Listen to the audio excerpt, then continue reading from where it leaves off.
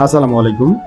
যারা মূলত অনিয়মিত মাসিক, অতিরিক্ত ওজন বা গর্ভধারণ করতে পারছেন না বিভিন্ন হরমোনাল প্রবলেম জনিত কারণে, তাদের জন্য উল্লেখযোগ্য বা পরামর্শযোগ্য কিছু খাবার যেমন অতিরিক্ত ফাইবার বা আঁশযুক্ত যে খাবারগুলো প্রচুর পরিমাণে খেতে হবে।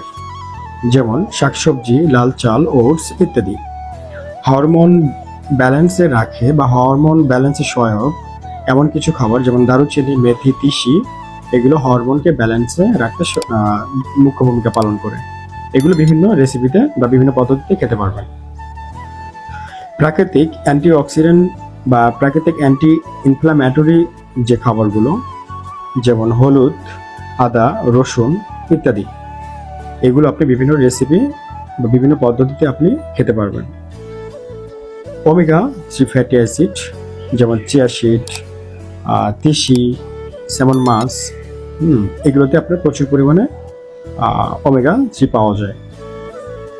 এবং আয়রন ও জিঙ্ক সমৃদ্ধ যে খাবারগুলো এগুলো প্রচুর পরিমাণে খেতে হবে।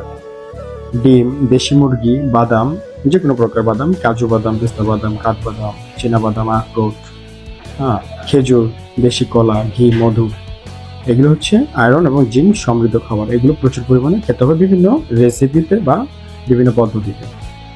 ভালো থাকবেন। আসসালামু আলাইকুম।